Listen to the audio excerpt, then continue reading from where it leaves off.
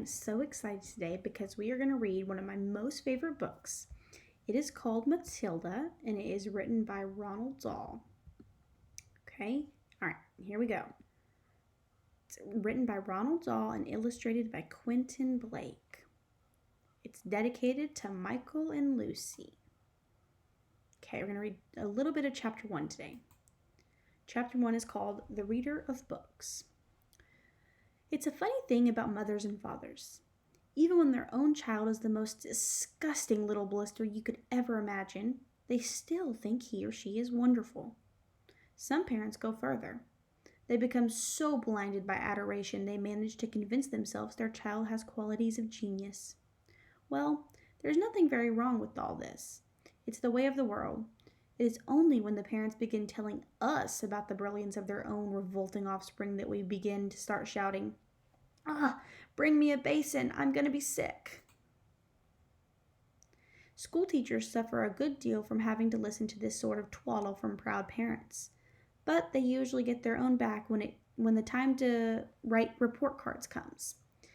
If I were a teacher, I would cook up some real scorchers for the children of doting parents.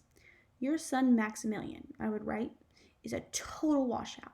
I hope you have a family business you can push him into when he leaves school, because he sure as heck won't get a job anywhere else. Or if I were feeling lyrical that day, I might write, it is a curious truth that grasshoppers have their hearing organs in the side of their abdomen. Your daughter Vanessa, judging by what she's learnt this term, has no hearing organs at all. I might even delve deeper into natural history and say, the periodical cicada spends 6 years as a grub underground, and no more than 6 days as a free creature of sunlight and air. Your son Wilfred has spent 6 years as a grub in this school, and we are still waiting for him to emerge from his chrysalis. A particularly poisonous little girl might sting me into saying, Fiona has the same glacial beauty as an iceberg, but unlike the iceberg, she has absolutely nothing below the surface. I think I might enjoy writing end-of-term reports for the stinkers in my class. But enough of that. We have to get on. Occasionally, one comes across parents who take the opposite line, who show no interest in all in their children, and those, of course, are far worse than the doting ones. Mr. and Mrs. Wormwood were 2 such parents. They had a son called Michael and a daughter called Matilda, and the parents looked upon Matilda in particular as nothing more than a scab.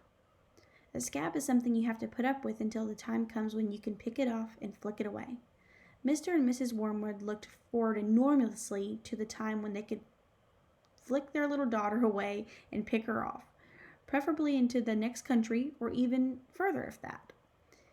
It is bad enough when parents treat ordinary children as though they were scabs and bunions, but it becomes somehow a lot worse when the child in question is extraordinary.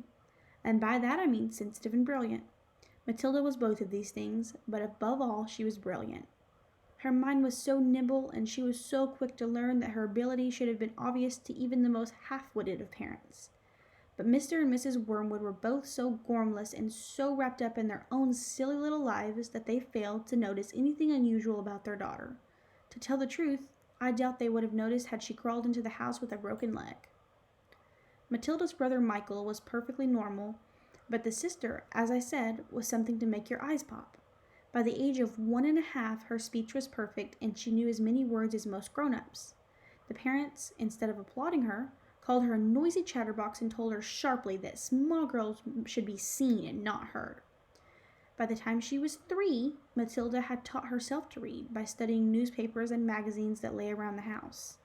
At the age of 4, she could read fast and well, and naturally began hankering after books.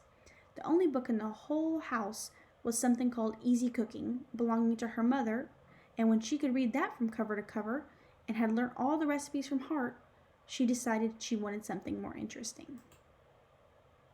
Daddy, she said, do you think you could buy me a book? A book, he said.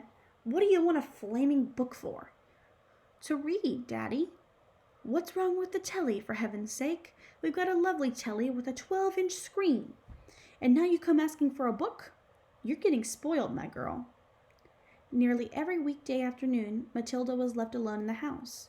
Her brother, who was 5 years older than her, went to school. Her father went to work, and her mother went out playing bingo in a town 8 miles away. Mrs. Wormwood was hooked on the bingo and played it 5 afternoons a week. On the afternoon of the day when her father had refused to buy her a book, Matilda set out all by herself to walk to the public library in the village. When she arrived, she introduced herself to the librarian, Mrs. Phelps. She asked if she might sit a while and read a book. Mrs. Phelps, who was slightly taken aback at the arrival of such a tiny girl unaccompanied by... And that is all we're going to read today. So if you would like to find out what happens to Matilda when she gets to the library, then you'll have to buy the book and read some more. Okay, guys, I hope you enjoyed this book.